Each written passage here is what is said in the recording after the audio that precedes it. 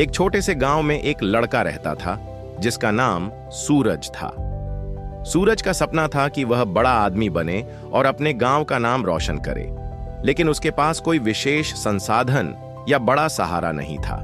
फिर भी वह हर दिन स्कूल में कड़ी मेहनत करता और जब समय मिलता तो अपने खेतों में अपने पिता की मदद करता।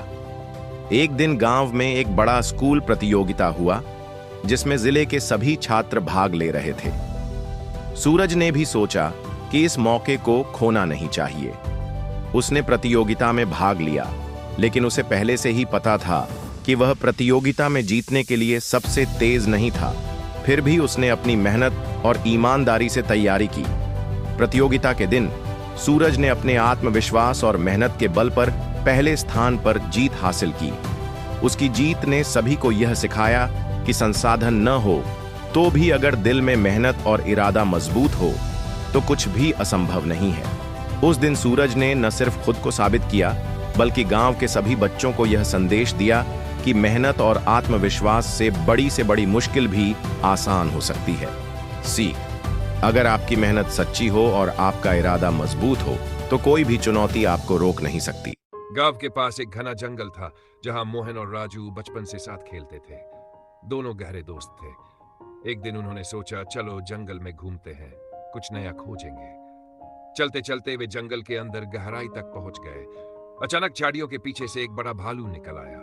उसे देखकर दोनों के होश उड़ गए। राजू को पेड़ पर चढ़ना आता था। वह बिना कुछ सोचे समझे तुरंत ऊपर चढ़ गया, लेकिन मोहन, उसे चढ़ना नहीं आता था। वह घबरा गया। उसकी सांसें तेज हो गई, दिल जोरों से धड़कने लगा। अब क्या करे?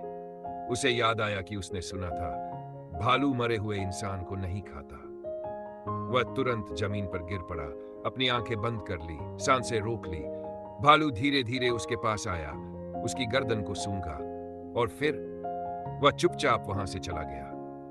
कुछ देर बाद राजू पेड़ से नीचे उतरा और हंसते हुए बोला, अरे भाई, भालू ने तुम्हारे कान में क्या कहा? मोहन धीरे से मुस्कुराया, राजू की आंखों में देखा और कहा, भालू ने कहा कि सच्चा दोस्त वही होता है जो मुसीबत में साथ खड़ा रहे, भागे नहीं। राजू का चेहरा उतर गया।